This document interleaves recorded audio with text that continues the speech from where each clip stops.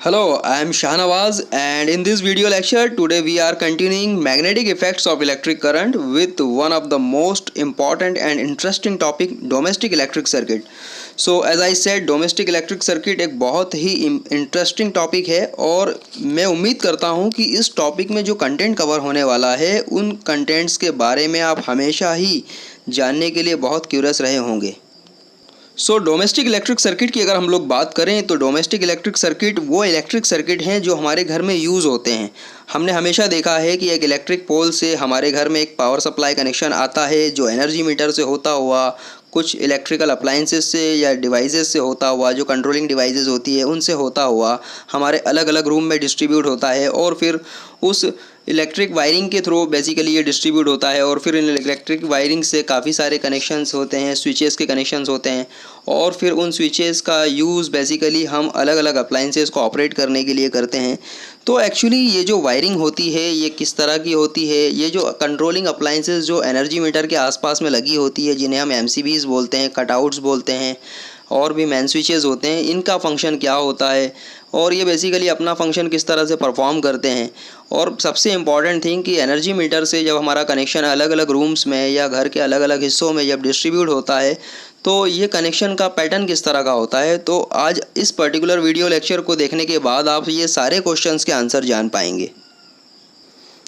Domestic electric circuit को शुरुआत करने से पहले हम समझते हैं कि बेसिकली ये इलेक्ट्रिसिटी हम तक पहुंच कैसी रही है। तो जैसा कि हम सभी जानते हैं इलेक्ट्रिसिटी जनरेट होती है पावर प्लांट्स में। Power plants normally thermal power plants हो सकते हैं, हाइड्रो इलेक्ट्रिक पावर प्लांट्स हो सकते हैं, विंड एनर्जी से बेसिकली पावर जनरेट हो सकता है, न्यूक्लियर पावर प्लांट्स हो सकते हैं। बट जो सबसे ज़्यादा मोस्ट पॉपुलर पावर प्लांट्स होते हैं वो थर्मल पावर प्लांट्स और दूसरे होते हैं हाइड्रो इलेक्ट्रिक पावर प्लांट्स। तो देखिए इस तरह के पावर प्लांट्स है जहाँ से इलेक्ट्रिसिटी बेसिकली प्रोड्यूस होती है।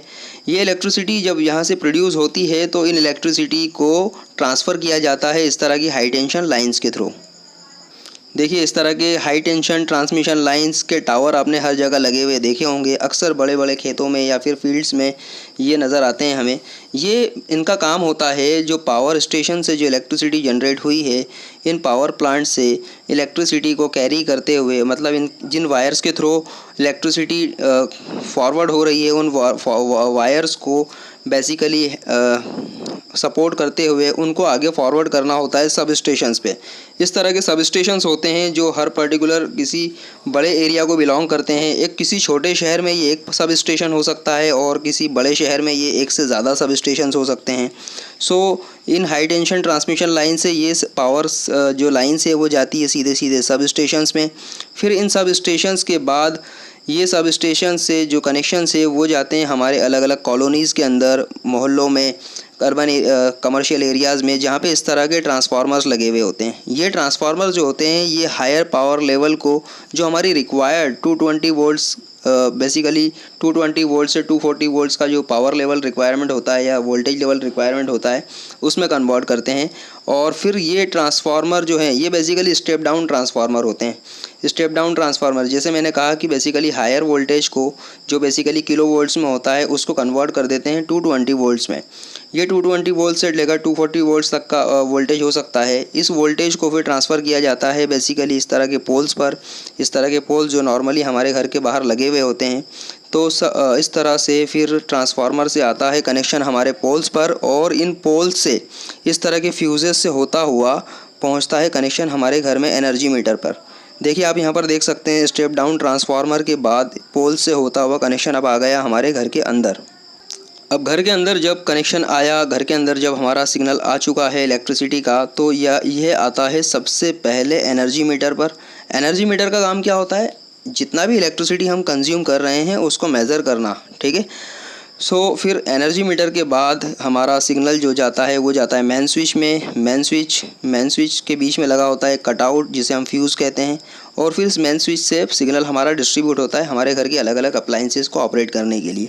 तो ये बेसिकली सिंपल सी हायरार्की होती है कि किस तरह से पावर प्लांट से सिग्नल हमारे रूम तक पहुंचा हुआ है या पावर प्लांट से इलेक्ट्रिसिटी हमारे रूम तक किस तरह से पहुंची ही है। हमारे घर के अप्लाइंसेस जो हैं, टीवी हो सकता है, फ्रिज हो सकता है, एयर कंडीशनर है, ट्यूबलाइट्स है और ऐसे बहुत सारे डोमेस्टिक अप्लाइंसेस जो हम डेली लाइफ में डेली रूटीन में यूज़ करते हैं, वहाँ तक इलेक्ट्रिसिटी सप्लाई किस तरह से पहुँच पा रही है।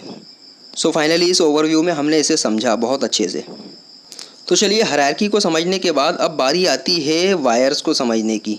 सो बेसिकली जब पोल्स की बात करें हम लोग तो यहाँ से हम शुरुआत करते हैं इन पोल से। इन पोल्स से जब कनेक्शन आता है या इस पोल से जब इलेक्ट्रिसिटी का कनेक्शन आता है हमारे घर में एनर्जी मीटर्स पर तो बेसिकली यहाँ से दो वायर्स होते हैं जो हम तक पहुँचते हैं, या दो वायर्स होते हैं जो एनर्जी मीटर तक आते हैं। ये दो वायर्स होते हैं बेसिकली लाइव वायर और न्यूट्रल वायर। एक वायर होता है लाइव वायर, LIVE लाइव, या इसे लाइन वायर भी कहा जाता है नॉर्मली, लाइव वायर या लाइन वायर। और सेकंड होता है न्यूट्रल वायर। सो मैं आपको बता दूं, ये जो लाइव वायर होता है, देखिए जो ऊपर वाला जो वायर है this is basically the live wire.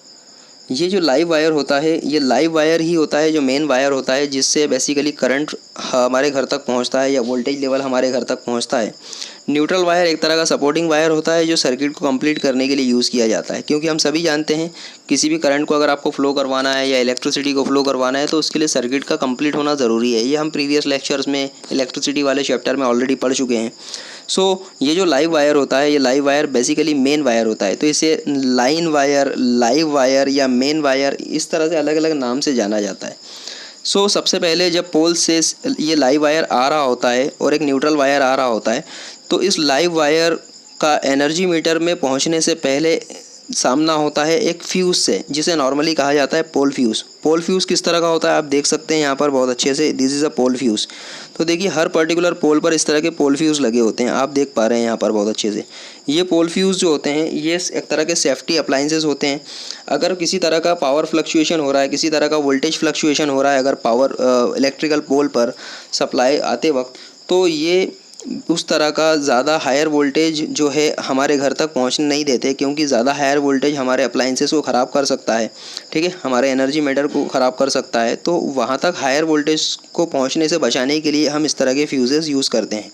और फ्यूज़ बेसिकली होता क्या है, किस तरह से काम करता है, इसको समझने के लिए हमारा जो नेक्स्ट लेक्चर है जिसमें हमने 3 पिन पावर प्लग और फ्यूज़ के बारे में काफ़ी अच्छा डिस्कशन दिया है, काफ़ी अच्छा डीप में उसको डिस्कस किया है, उस वीडियो को आप ज़रूर देखिएगा। तो उससे आपको क्लियर हो जाएगा कि बेसिकली फ्यूज़ का पर्पज़ क्या होता है। तो देखिए इस तरह से लाइव वायर जो है उसका सबसे पहले वो फॉरवर्ड होता है एनर्जी मीटर तक फ्यूज़ के थ्रू। ऑलरेडी जैसे हमने बताया जो पोल फ्यूज़ होता है जिसका पिक्चर अभी हमने दिखाया आपको, वो पोल फ्यूज़ से होता हुआ कहाँ आता है हमारे एनर्जी मीटर में। एनर्जी मीटर में पहुँचने के बाद ऑब्वियसली देखिए इसके साथ न्यूट्रल वायर भी आ चुका है। न्यूट्रल वायर और लाइव वायर दोनों एनर्जी मीटर तक आ चुके हैं। एनर्जी मीटर से फिर जो कनेक्शन फॉरवर्ड होता है वो मेन स्विच को फॉरवर्ड होता है, लेकिन इसके बीच में यहाँ पर लगा होता है एक मेन फ्यूज़। आप देख सकते हैं इस तरह से ये होता है आपका मेन फ्यूज़। ये पैनल बॉक्स, इस तरह का पैनल बॉक्स होता है, सॉरी, ये होते हैं बेसिकली फ्यूज़। इसको हम नॉर्मली कटआउट्स के नाम से भी जानते हैं। फिर इस फ्यूज़ से होता हुआ सिग्नल जाता है हमारे मेन स्विच पर इस तरह के MCBs में जो मिनिएचर सर्किट ब्रेकर्स होते हैं, ठीक है। ये बेसिकली मेन स्विचेस भी होते हैं। इनका काम होता है पूरे की पूरे घर के पावर सप्लाई को एक साथ बंद कर देना या एक साथ ऑन कर देना, इसका बेसिक फंक्शन होता है। तो अब आप यहाँ पर देख सकते हैं कि हमारा जो कनेक्शन है वो एनर्जी मीटर से होता हुआ कहाँ पहुँचा, मेन फ्यूज़ में। फिर इस मेन फ्यूज़ से होता हुआ कहाँ पहुँचा, मेन स्विच में। मेन स्विच से आने के बाद अब मेन स्विच में क्या होता है, काफ़ी सारे MCBs आपने देखे होंगे घर के पैनल बॉक्स में, काफ़ी सारे MCBs इस तरह के डिवाइसेस लगे होते हैं, है ना, इस तरह से लगे होते हैं काफ़ी सारे। ये होते हैं, ये अलग अलग आपके रूम के कनेक्शंस जो होते हैं उनके लिए रिस्पॉन्सिबल होते हैं। तो बेसिकली इस पर्टिकुलर डिवाइस से होते हुए अब आपके पास जो कनेक्शन है वो फॉरवर्ड होते हैं आपके अलग अलग रूम्स में फॉरवर्ड होने के बाद इस तरह से आप देख सकते हैं अलग अलग रूम में जितने भी इलेक्ट्रिकल अप्लाइंसेस यूज़ हो रहे हैं उन सभी के लिए इलेक्ट्रिकल अप्लाइंसेस के लिए इस तरह से पैरेलल कनेक्शन फिर मेंटेन किए जाते हैं। सो आई होप कि आपको काफ़ी कुछ चीज़ें क्लियर हुई होगी। Basically basic hierarchy power plant से हमारे घर तक जो सप्लाई आ रहा है उसकी क्या है, और फिर हमारे घर के अंदर जो पोल से लेकर तो मेन स्विच तक जो हायरार्की है बेसिकली इलेक्ट्रिकल अप्लाइंसेस की, इलेक्ट्रिसिटी को फॉरवर्ड करने के लिए इलेक्ट्रिकल अप्लाइंसेस तक, वो आपको थोड़ा थोड़ा क्लियर ज़रूर हो रहा होगा। आगे और भी क्लियर होगा, इस वीडियो लेक्चर को देखते रहिए आप। देखिए यहाँ पर अगर मैंने पोल फ्यूज़ की बात की थी, पोल फ्यूज़ कौन, जो इस तरह का फ्यूज़ है जो इलेक्ट्रिक पोल पर लगा हुआ है, जो बेसिकली इस एनर्जी मीटर और इलेक्ट्रिकल पोल के बीच में लगा हुआ है, ठीक है, ताकि इलेक्ट्रिकल पोल से जो भी सप्लाई आ रहा है वो इससे होता हुआ एनर्जी मीटर तक आए, ताकि अगर इलेक्ट्रिकल सप्लाई में किसी तरह का कोई फ्लक्चुएशन होता है, ज़्यादा इलेक्ट्रिकल सप्लाई आता है, तो ये एनर्जी मीटर तक उसको जाने नहीं देता और फाइनली इस तरह से वो हमारे अप्लाइंसेस को सेफ्टी प्रोवाइड करता है। तो बेसिकली पोल फ्यूज़ के बारे में अगर हम बात करें तो pole fuse is connected in the live wire. मैं पहले ही बता चुका हूँ, ये सारा कनेक्शन किस में हो रहा है, लाइव वायर में। आप देख सकते हैं पोल फ्यूज़ किस में कनेक्टेड है, लाइव वायर में। Live wire, so pole fuse is connected in the live wire before the electric meter for the safety of the meter. Clear? तो I hope you understand to it. Second होता है energy meter या power meter. तो obviously energy meter कौन है, ये energy meter this one आपने देखा होगा, आपके घर में लगा हुआ है इस तरह का डिजिटल एनर्जी मीटर्स।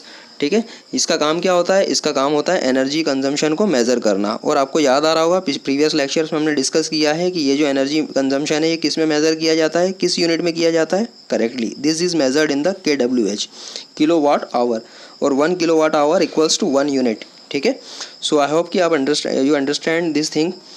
तो चलिए देखते हैं। बेसिकली एनर्जी मीटर जो होता है, this energy meter is connected to record the usage of electricity in kilo watt hour. The meter body is connected to the earth wire.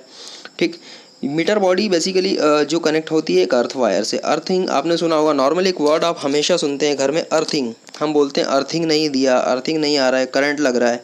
तो नॉर्मली मैक्सिमम केसेस में जब किसी इलेक्ट्रिकल अप्लायंस में current आता है या हमें छूकर हमें करंट महसूस होने लग जाता है, हम कहते हैं अरे इसमें तो करंट आ रहा है। तो करंट क्यों लगता है, उसमें एक्चुअली अर्थिंग वायर की प्रॉब्लम होती है। अर्थिंग वायर का कनेक्शन प्रॉपर दिया हुआ नहीं होता है, वही एक बेसिक रीज़न होता है। तो देखिए अर्थिंग वायर होता क्या है, जैसे नाम से ही क्लियर हो रहा है, अर्थ। अब इस अर्थिंग के बारे में और अच्छे से डिस्कशन हमने नेक्स्ट लेक्चर में किया हुआ है, बट फिर भी मैं शॉर्ट में बता देता हूँ आपको। जो वर्ड होता है, देखिए अर्थ, अर्थ है ना, अर्थ आप समझते हैं क्या होता है, अर्थ होना, या फिर हम बोलते हैं ग्राउंडिंग। इसे हम बोलते हैं अर्थिंग या फिर कहते हैं ग्राउंडिंग। इस तरह से हम ग्राउंडिंग भी कहते हैं इसे। तो ये अर्थ और ग्राउंडिंग होती क्या है, कभी कभी क्या होता है कि ये जो लाइव वायर है, जिससे मैंने थोड़ी देर पहले आपसे कहा कि जो मेन लाइन होती है हमारी, जिससे सप्लाई आ रहा होता है या जिससे वोल्टेज या करंट हमें मिल रहा होता है, इस मेन लाइन के कभी कभी फॉल्टी होने की वजह से इसका जो ये फॉल्टी होने की वजह से ये कभी कभी टच होता है, आपका जो एनर्जी मीटर है उसकी बॉडी से टच हो जाता है। अब क्योंकि जो बॉडी होती है वो भी नॉर्मली कंडक्टिंग मटेरियल की बनी हुई हो सकती है। ठीक है, तो ये होता है कि जो करंट का सप्लाई है वो इलेक्ट्रिकल अप्लायंस में जाने के साथ साथ क्या होता है, उस पर्टिकुलर बॉडी में भी फैल जाता है। उस बॉडी में जब फैल जाता है तो जब हम उसको टच करते हैं तो हमें हल्का सा शॉक लगता है, करंट लगता है।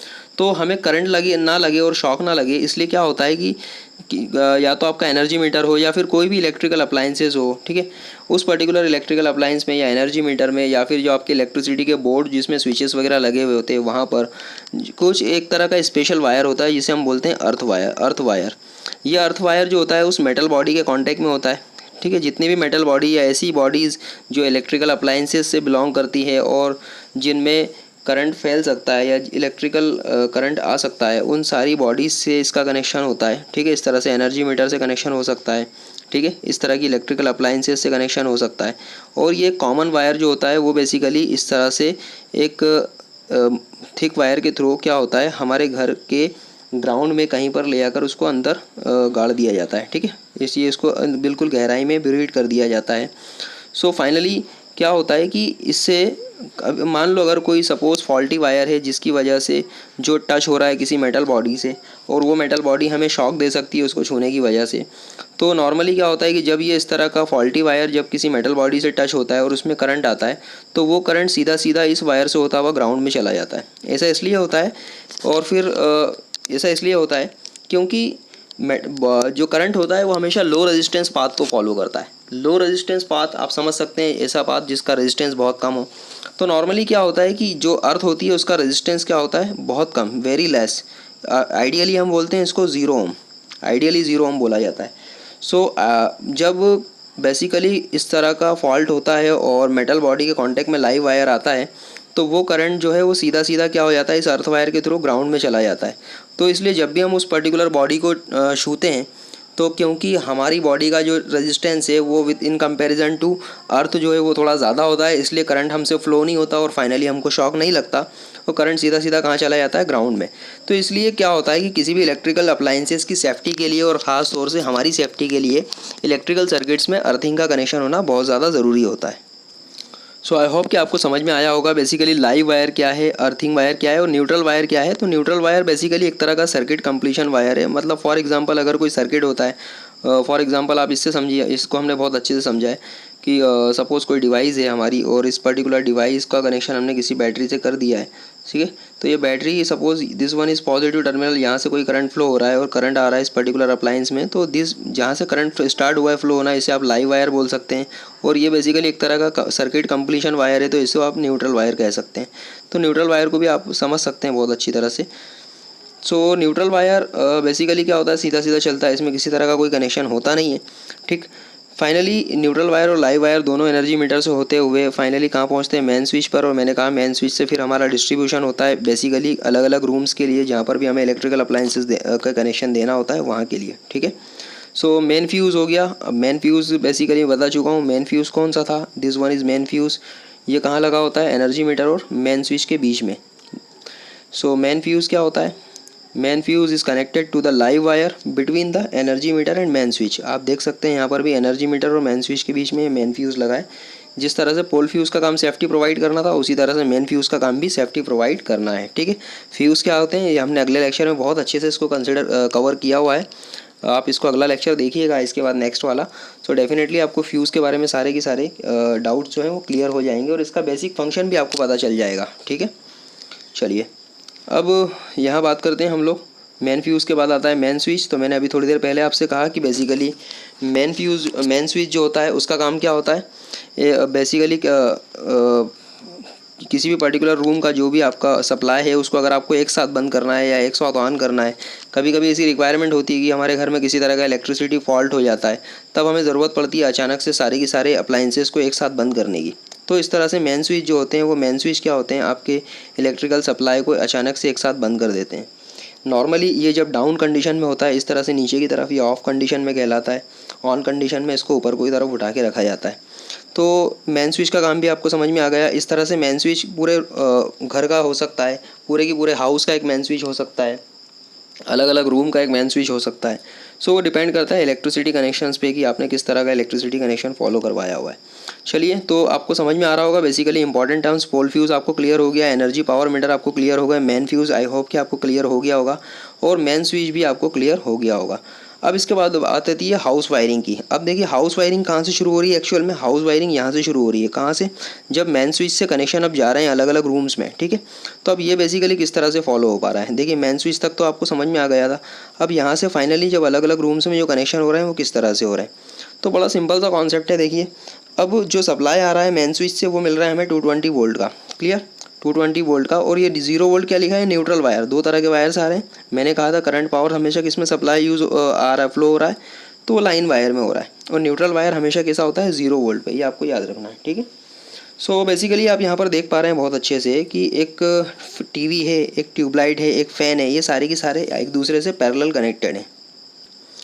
तो किसी भी पर्टिकुलर रूम में या किसी भी पर्टिकुलर हाउस में जितने भी इलेक्ट्रिकल अप्लायंसेस होते हैं वो सारे के सारे एक दूसरे से कैसे होते हैं, पैरेलली कनेक्टेड होते हैं।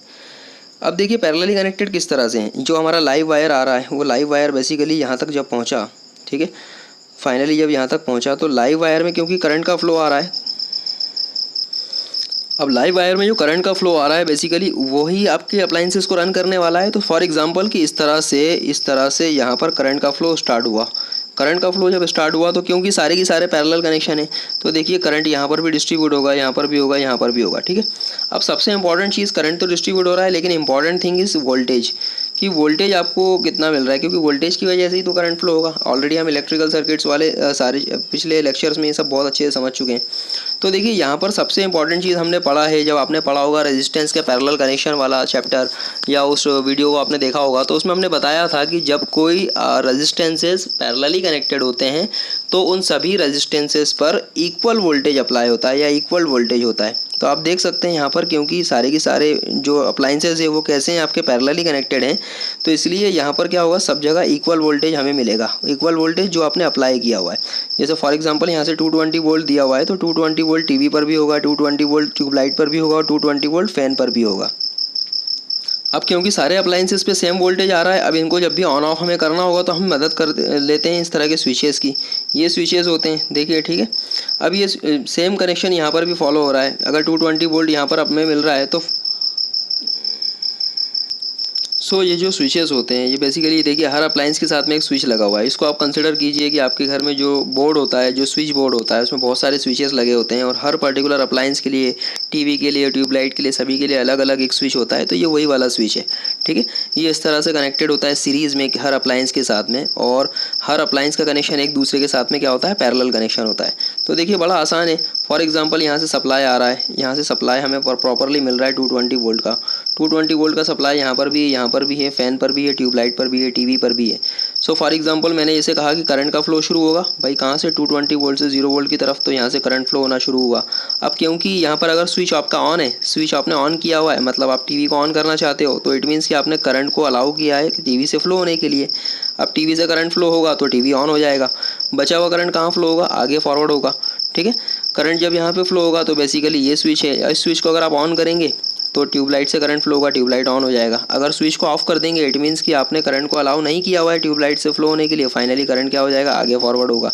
तो इस तरह से आप समझ सकते हैं। फ़ैन को भी ऑन करने के लिए आपको क्या करना पड़ेगा, स्विच ऑन करना पड़ेगा। अगर आप स्विच ऑन करेंगे तो करंट फ्लो होगा फ़ैन से, अदरवाइज़ अगर आप स्विच ऑफ करके रखते हो तो फ़ैन से करंट फ्लो नहीं होगा, फाइनली फ़ैन ऑन नहीं होगा। तो आप देख सकते हैं किस तरह से आपने पैरेलल कनेक्शन करके हर पर्टिकुलर अप्लायंस को सेम वोल्टेज तो ऑफ़र किया, और किस तरह से हर पर्टिकुलर अप्लायंस के साथ में एक स्विच लगाकर हर स्विच को आपने कंट्रोलिंग डिवाइस मानकर इससे हर अप्लायंस को क्या किया है, कंट्रोल किया है कि कब उससे करंट को फ्लो करवाना है, कब उससे करंट को फ्लो नहीं करवाना। अगर करंट फ्लो होगा तो डिवाइस ऑन हो जाएगा, करंट फ्लो नहीं होगा तो डिवाइस ऑफ हो जाएगा। सो आई होप कि आपको समझ में आ रहा होगा कि क्यों हम लोग नॉर्मली सारे के सारे इलेक्ट्रिकल अप्लायंसेस को पैरेलली कनेक्ट करते हैं। तो पैरेलली कनेक्शन करने से एक फ़ायदा ये होता है कि सारे के सारे अप्लायंसेस पर सेम वोल्टेज मिलता है हमें। सेम वोल्टेज मिलने की वजह से करंट का फ्लो भी सभी में इक्वल मिलता है हमें, जिससे किसी भी तरह की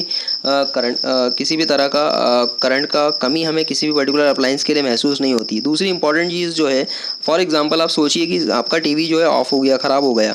टीवी अगर ख़राब हो गया तो इट मीन्स कि टीवी रन नहीं करेगा, टीवी से करंट फ्लो नहीं होगा। तो इसका मतलब ये थोड़ी ना है कि ट्यूबलाइट और फ़ैन से करंट फ्लो नहीं होगा, सीधा सीधा करंट निकल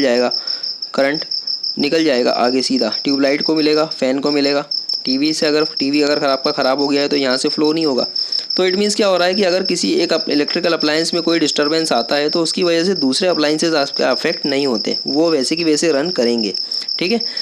आप एज्यूम कीजिए कि कभी आपके पास ऐसी कंडीशन आ जाए कि आपने सपोज़ इनको पैरेलल में कनेक्शन ना करते हुए कैसा किया हुआ है, सपोज़ आपने इनको सीरीज़ में कनेक्शन कर दिया। आप एज्यूम कीजिए अगर पैरेलल कनेक्शन ना होता तो क्या होता, सीरीज़ कनेक्शन होता। तो सीरीज़ कनेक्शन में प्रॉब्लम क्या आ जाती, देखिए करंट फ्लो होता है ना, करंट का स्टार्ट होता है यहाँ से, कहाँ से, लाइव वायर से 220 वोल्ट से। सबसे पहले आता है इस बल्ब में, देन इट इज़ ट्यूबलाइट में, देन इस फैन में, और फिर यहाँ से इस न्यूट्रल वायर से होता हुआ 0 वोल्ट तक आता। फाइनली आपका एक सर्किट कंप्लीट हो रहा है। सपोज़ कि अगर बल्ब आपका फॉल्टी हो गया, बल्ब क्या हो गया, फॉल्टी हो गया, तो डेफिनेटली क्या होगा, करंट आगे फ्लो होगा क्या, नहीं होगा। तो इस बल्ब के फॉल्टी होने की वजह से ना तो ट्यूबलाइट रन हो पाएगा ना फैन रन हो पाएगा। क्लियर। तो आपको समझ में आ रहा होगा कि सीरीज़ कनेक्शन क्यों नॉर्मली प्रेफर नहीं किया जाता। इसीलिए प्रेफर नहीं किया जाता कि एक अप्लायंसेस के ख़राब होने की वजह से दूसरे अप्लायंसेस क्या हो सकते हैं, अपना ऑपरेशन ऑफ कर सकते हैं। दूसरा एक रीज़न और क्या हो सकता है, क्योंकि हमें पता है कि सीरीज़ कनेक्शन में जो वोल्टेज होता है वो डिस्ट्रीब्यूट होता है। यहाँ पर वोल्टेज कुछ और डिस्ट्रीब्यूट हो जाएगा, यहाँ पर भी डिस्ट्रीब्यूट होगा। सो फाइनली सारे के सारे अप्लायंसेस को सेम वोल्टेज नहीं मिल पाएगा। सेम वोल्टेज नहीं मिल पाएगा तो ऑब्वियसली ये सारे के सारे अप्लायंसेस अपना फुल परफॉर्मेंस दे नहीं पाएंगे। तो ये दो बेसिक रीज़न होते हैं जिनकी वजह से सीरीज़ कनेक्शन प्रेफर नहीं किया जाता, और यही दो बेसिक रीज़न होते हैं जिनकी वजह से पैरेलल कनेक्शन प्रेफर किया जाता है। तो आई होप कि आपको ये चीज़ें समझ में आ रही होगी बहुत। सो यहाँ देख सकते हैं आप, the different electrical appliances used in the house like fan, tube light, TV, bulb, washing machine are connected in parallel with a switch in the live wire for every parallel branch. The reason for connecting the appliances in parallel is that if one appliance becomes faulty, then it does not affect the working of other appliances. Clear? The parallel arrangement of appliances also ensures a voltage of 220 volt across all the appliances. Clear? While series connection ये prefer नहीं करता या ये ensure नहीं करता कि सारे appliances के ऊपर बेसिकली 220 वोल्टेज होगा। तो अब देखिए यहाँ पर, क्योंकि अप्लाइंसेस की अब हम बात कर रहे हैं, तो हमारे घर में कई तरह के अप्लाइंसेस हम यूज़ करते हैं नॉर्मली। एसी हो सकता है, फ्रिज हो सकता है, वॉशिंग मशीन है, माइक्रोवेव ओवन हो सकता है, लैपटॉप्स हो सकते हैं, स्पीकर्स हो सकते हैं, और भी ऐसे काफ़ी सारे इलेक्ट्रिकल अप्लाइंसेस हो सकते हैं जो हम हमारी डेली रूटीन लाइफ में यूज़ करते हैं। सो स्टूडेंट्स, ये इन दोनों अप्लाइंसेस में, इस तरह के अप्लाइंसेस में बेसिकली दो तरह की कैटेगरीज होती हैं। कुछ ऐसे अप्लाइंसेस होते हैं जो हायर पावर रेटिंग्स पे काम करते हैं, कुछ ऐसे अप्लाइंसेस होते हैं जो लोअर पावर रेटिंग्स पे यूज़ होते हैं। अब कैसे पता लगाएंगे आप कौन हायर पावर रेटिंग्स के हैं और कौन लोअर पावर रेटिंग्स के हैं? तो देखिए, बड़ा सिंपल सा तरीका होता है। कुछ अप्लाइंसेस, जैसे फॉर एग्जांपल आप देखेंगे वॉशिंग मशीन हो गया, फ्रीज हो गया, एयर कंडीशनर हो गया, माइक्रोवेव ओवन हो गया, इस तरह के अप्लाइंसेस में आप देखेंगे जो पावर प्लग होता है वो आपका इस तरह का 3 पिन वाला होता है। देखिएगा आप ध्यान से, ये कैसा होता है, 3 पिन वाला। सो जिन अप्लाइंसेस में 3 पिन पावर प्लग होता है, ये बेसिकली ऐसे अप्लाइंसेस होते हैं जो हायर पावर रेटिंग पे काम करते हैं। कुछ अप्लाइंसेस ऐसे होते हैं जो बेसिकली लोअर पावर रेटिंग पे काम करते हैं, जैसे फॉर एग्जांपल स्पीकर हो गया, टीवी है आपका, बल्ब हो गया, ट्यूबलाइट्स हो गए। इनके आप पावर प्लग को आप देखेंगे तो इस तरह के 2 पिन वाले होते हैं। तो ये 2 पिन पावर प्लग जो होते हैं, ये बेसिकली लोअर रेटिंग को शो करते हैं। ये शो करते हैं कि ये जो अप्लायंस है इसको लोअर पावर की रिक्वायरमेंट होती है। तो इसीलिए जब आपके कनेक्शन होते हैं, जब आपका फाइनली कनेक्शन किया जाता है इलेक्ट्रिसिटी का, तो इलेक्ट्रिसिटी के कनेक्शन से बेसिकली 2 तरह की कैटेगरी डिफाइन की जाती है। जब यहाँ से मेन स्विच से जब इलेक्ट्रिकल कनेक्शन फाइनली जब डिसाइड होते हैं, सो यहाँ से 2 तरह की कैटेगरीज डिफाइन की जाती है, हायर पावर लाइंस के लिए और लोअर पावर लाइंस के लिए। सो नॉर्मली यहाँ पर 2 कैटेगरी कंसिडर की जाती है, 5 एम्पियर और 15 एम्पियर, 5 एम्पियर एंड 15 एम्पियर, या 5 एम्पियर और मोर देन 5 एम्पियर। तो देखिए, सर्किट और with the appliances which uses maximum of 5 ampere current, ये कौन हो सकते हैं? जिनमें 2 पिन वाला प्लग होता है। So the circuit with the appliances which uses maximum of 5 ampere of current, these appliances are bulbs, tube light, fan, radio, TV, etc. The copper wire used in the circuit is thin. ठीक है, तो basically इनमें जो fuse use किया जाता है, fuse वो basically कैसा होता है, 5 एम्पियर वाला फ्यूज़ होता है, और इस फ्यूज़ में जो कॉपर वायर होता है वो थिन होता है। इसको आप बहुत अच्छे से नेक्स्ट लेक्चर में समझेंगे, फ्यूज़ वाले वीडियो लेक्चर में। अभी सिर्फ आप इतना समझिए कि ये जो अप्लाइंसेज हैं हमारे, वो अप्लाइंसेज कैसे होते हैं, लोअर पावर रेटिंग पे काम करते हैं।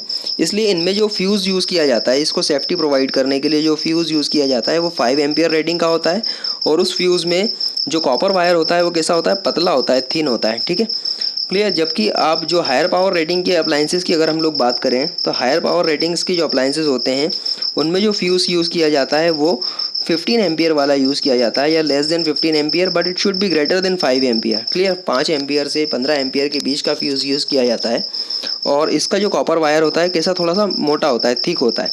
सो इस तरह से बेसिकली इलेक्ट्रिकल अप्लाइंसेस हमारे सारे होते हैं। तो आई होप कि आपको पूरा समझ में आया होगा किस तरह से पावर प्लांट से इलेक्ट्रिसिटी आ रही है हमारे घर तक, जब वो पहुंची तो किस तरह से वो डिस्ट्रीब्यूट हुई। आपने अलग अलग किस तरह के कनेक्शंस होते हैं, बेसिकली पैरेलल कनेक्शन और सीरीज़ कनेक्शन में क्या फ़र्क है, और why we are preferring the parallel connection in our home, इस तरह के सारे क्वेश्चंस के आंसर आई होप कि आपको पता चले होंगे, और आपको एक छोटा सा ओवरव्यू ज़रूर समझ में आया होगा हमारे घर के डोमेस्टिक इलेक्ट्रिकल सर्किट्स का, और स्पेशली जो हायर पावर रेटिंग्स की डिवाइसेस हैं और लोअर पावर की रेटिंग की जो डिवाइसेस हैं, इट मीन्स कि 3 पिन प्लग और 2 पिन प्लग वाली जो डिवाइसेस हैं उनको पहचानना। सो आपको आई होप कि आपने एंजॉय किया होगा इस लेक्चर को। तो आपको अगर कोई डाउट है तो आप इस पर्टिकुलर लेक्चर को कम से कम 2 से 3 बार देखिए। आई होप कि आपको और भी चीज़ें क्लियर होगी। और इसके अलावा भी अगर आपको कोई डाउट आता है तो आप मुझसे व्हाट्सएप पर कांटेक्ट कर सकते हैं, आप अपनी क्यूरीज लिख दीजिएगा वहाँ पर, ठीक है। और अभी तक अगर आपने इस चैनल को सब्सक्राइब नहीं किया तो प्लीज़ इस चैनल को सब्सक्राइब ज़रूर कीजिए, ताकि आने वाले जो फर्दर लेक्चर्स हैं वो आप तक डायरेक्टली पहुँच सके। आपको सामने मेरा फेस आइकॉन नज़र आ रहा होगा, उस पर आप क्लिक कीजिए और इस चैनल को सब्सक्राइब कीजिए, ठीक है। Thank you.